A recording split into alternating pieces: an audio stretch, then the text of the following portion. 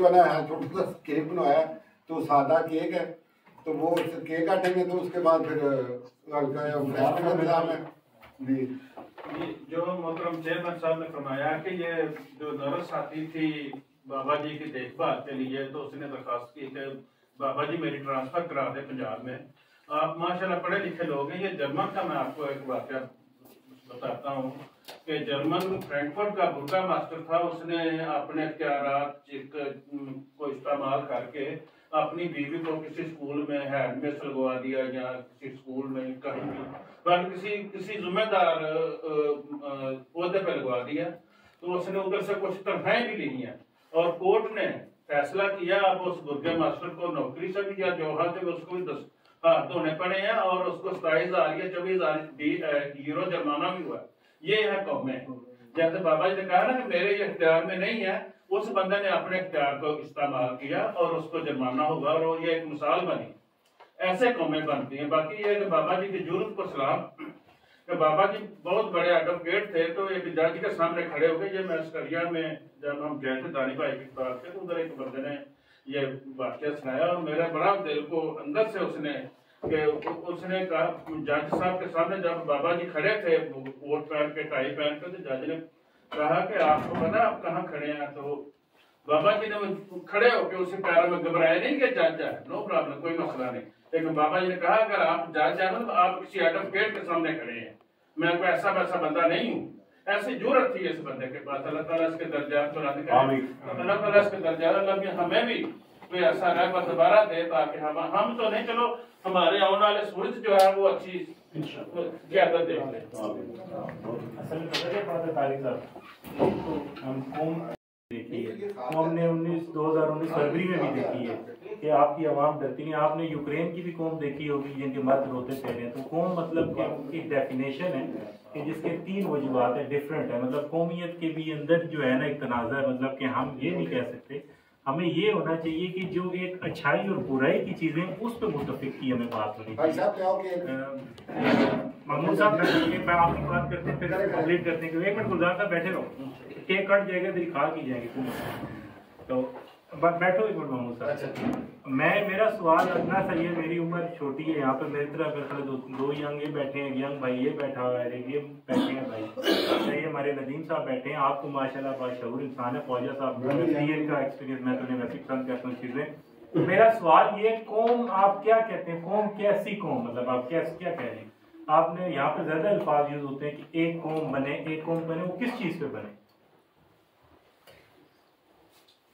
हम पाकिस्तानी एक कौम है, कोई शक नहीं।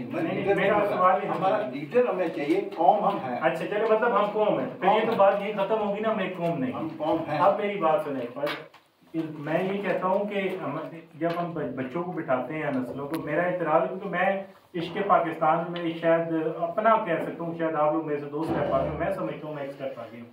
कौम हम एक ही है। ये नदीम भाई बैठे हैं, कल को आपके पाकिस्तान के ऊपर बुरा वक्त आ जाए, वो कहेंगे नदीम भाई बैठा हुआ है, आप पाकिस्तान के लिए लड़ने जाएंगे कि नहीं जाएंगे? ये कौम है। आप यूक्रेन का मर्द उठाए, मैंने फ्रैंकफर्ट एयरपोर्ट पे होता हूँ, मेरा इंटरेक्ट इनके साथ ज्यादा है। जिनको आप कौमें कहते हैं ना, ये कौमें नहीं है। ये सिर्फ एक आपके आगे ना फॉर्मेलिटीज रखी हैं इन्होंने। ये कौम नहीं है, कोई कौम नहीं है। कौम देखनी है तो सीरिया चले जाए, कौम वहां देखें। अपनी आज भी बच्चे दे रहे हैं। कौम देखनी है तो आप खिलाफत उस्मानिया से हिस्ट्री उठा लें, कौमें वो देखें। कौमियत इत्तेहाद मुसलमानों ने दी है, क्रिश्चियन ने सिर्फ उसका जो है ना एक नमूना लेके एक्सेप्ट करके अपने ऊपर ना वो कहते हैं लेप लगाया। कोई कौम नहीं है, ये सिर्फ और सिर्फ झूठी बातें हैं। आपके यहाँ पे अदारे मजबूत है तो पीछे पीछे इनकी भी करप्शन है। हमारे ही सिर्फ बात ये, यहाँ पे नईम कोकर साहब का जो है वो यूट्यूब वायरल बोलते हैं, यहाँ पे यूट्यूब वायरल नहीं होते। यहाँ पर आप नाच पढ़ो ना तो उसको फोकियत नहीं देते, पाकिस्तान में नाच पढ़ो तो उसको फोकियत देते हैं। वजूहात ये कौम पाकिस्तान की वजूद, मेरे पे अगर बात आ जाए ना पाकिस्तान की कौम पर, तो ये बुजुर्ग शेख जो है ना, क्या ना, शहजाद आलम साहब भी पाकिस्तान चले जाएंगे। कौम है, ये कौम वजूद है। कौमियत जो है ना, आप इसको नहीं डिक्लेयर कर सकते हमें एक कौम बनना चाहिए। क्या कौम हम इमरान खान के झंडे के नीचे खड़े हो जाए तो हम कौम है, या नवाज शरीफ के झंडे के नीचे खड़े हो जाए तो कौम है, या तो जरदारी के नीचे खड़े हो जाए तो कौम है? वोट का यूज आपने एजुकेट करना है। ख्वाजा साहब तालीम लेके आ गए, आप इनको किसी एजुकेशन की डिबेट में ले जाए तो आपको बताएंगे कि नहीं भाई सोड़े है गाल नहीं, ये यूं है, ये यूं है, ये गिलास प्लास्टिक है और ये बोतल जो है मिनरल की, ये कुछ और है। ये बात है ना भाई, आप भी पढ़े लिखे हो, ठीक है। बात करने का फर्क इतना है कि हमें सिर्फ अच्छाई और बुराई को एक्सेप्ट करना है कि क्या चीज है क्या नहीं। आप ये कौम के छोड़ दें, कौम इधर, ये कौम ना होती तो महमूद सईद के अंदर कहां से जरूरत थी कि यहाँ बैठ के हमें पाकिस्तान का नारा मारता। सही बात। हम कौम मौजूद है, हम कौम हैं। मैं अपने जब एयरपोर्ट पे था तो वहां पर खिलाफत उस्मानिया जब टूट गई तो रोमानियन एक फ्लाइट मैनेजर थी, उसने एक लड़के के बाल में घुंघरीले जो था तुर्क था, उसने कहा कि तुम कहाँ से? उसने कहा मुझे लगती है तुम अफ्रीका से हो। कौमियत पे आपको बात बता रहा हूँ। उसने कहा कि नहीं मुझे आप अफ्रीका लगते हो। उसने कहा नहीं, मैं मेरे बेसिकली बहुत इराक से, मैं खुद कंट्री है, मुस्लिम कंट्री नहीं है, तुर्की है। तो वहां पर जब उसने बात की खिलाफत उस्मानिया पे, हमारा ड्रैकोला जब पता नहीं यूं करके उसने नाम लिया, तो उन्होंने दांत निकालने शुरू कर दिए। क्या हुई? दांत निकालने शुरू। उन्होंने कहा कि हमने खिलाफत उस्मानिया को मतलब उनके पिट्ठू पे हालात मार के बाहर निकाला। तो फिर वहां पर एक मर्द मुजाहिद जो था ना इस्लाम पे, मैं भी थोड़ी सी ना फोकियत रखता हूँ, मैं भी इल्म रखता हूँ, तो मैंने भी उनको फिर ये जवाब दिया। मैं भी उसी पाकिस्तानी कौम से मैंने कहा कि नहीं, ऐसी बात नहीं है कि आपने लाते मार के नहीं निकाला।